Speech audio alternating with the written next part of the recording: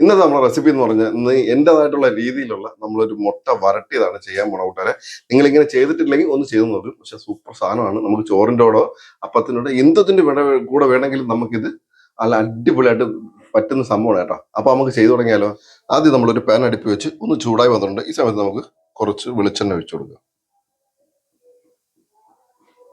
എണ്ണ ചൂടായി വരുന്ന സമയത്ത് നമുക്ക് ഇതിനകത്തോട്ട് 1 ടീസ്പൂണോളം കടുകിട്ട്, ഇനി നമുക്ക് ഇതിനകത്തോട്ട് 1 സ്പൂണ് ഉഴുന്ന പരിപ്പാണ്, നമ്മൾ പിളർപ്പാണ്, അതിട്ട് കൊടുക്കുക. ഇനി നമുക്ക് അര ടീസ്പൂൺ ചെറിയ ജീരകം കൂടെ ഇട്ട് കൊടുക്കുക. ഇനി നമുക്കൊന്ന് റോസ്റ്റ് ചെയ്ത്, ഇനി നമുക്ക് ഇതിനകത്തോട്ട് കുറച്ച് വെളുത്തുള്ളി ഇട്ട് കൊടുക്കുക. ഞാനിപ്പോൾ കട്ട് ചെയ്യാതെ ഇട്ടിരിക്കുകയാണ്, ചെറുതായതുകൊണ്ടാണ്. ഇത് നമുക്ക് നല്ലോണം ഒന്ന് മൂപ്പിച്ചെടുക്കാം. ഇനി നമുക്ക് 1 സവാള പൊടിയായിട്ട് അരിഞ്ഞാണ്, അതിട്ട് കൊടുക്കുക. ഇനി നമുക്ക് ഇതിനകത്ത് ഒരു 4 വറ്റൽ മുളക് കൂടെ ഇട്ട് കൊടുക്കാം. കുറച്ച് കറിവേപ്പില. നമുക്ക് നല്ലോണം ഒന്ന് വറുത്തെടുക്കാം, റോസ്റ്റ് ചെയ്ത്. അതായത് നമുക്കിത് നല്ല ബ്രൗൺ കളറായി കിട്ടണം.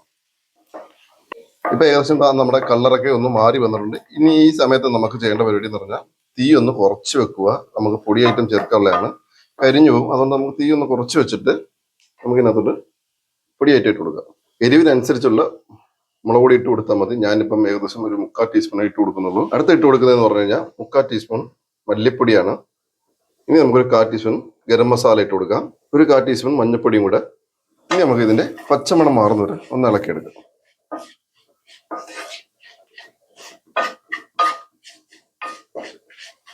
അപ്പൊ പൊടിയുടെ പച്ചമണൊക്കെ മാറി വരുന്നു. നമുക്ക് ഇതിനകത്തോട്ട് സ്പെഷ്യൽ ആയിട്ടുള്ള ഒരു ഇൻഗ്രീഡിയൻറ്റ് നമ്മൾ ചേർക്കുന്നത് നമ്മൾ കുറച്ച് പുളിവെള്ളമാണ്.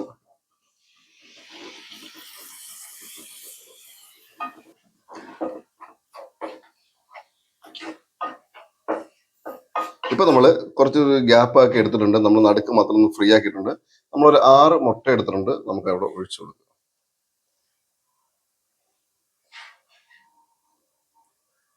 ഇനി നമുക്ക് ഈ കരു ഒന്ന് ഉടച്ചിട്ട് കൊടുക്കാം.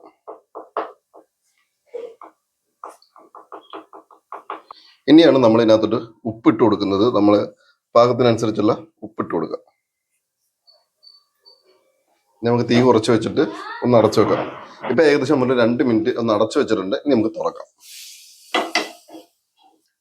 ഇനി നമുക്ക് ചെറുതായിട്ടൊന്ന് ഇളക്കി ഒരു വലിയ പീസാവുന്ന രീതിയിൽ നമുക്ക് നൽകാം.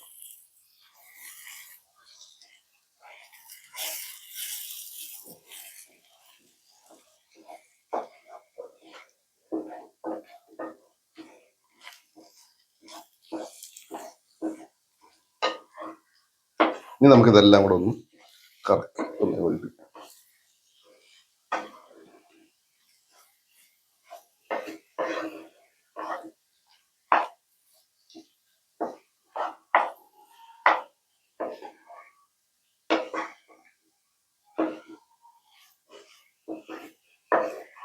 അപ്പോൾ നമ്മുടെ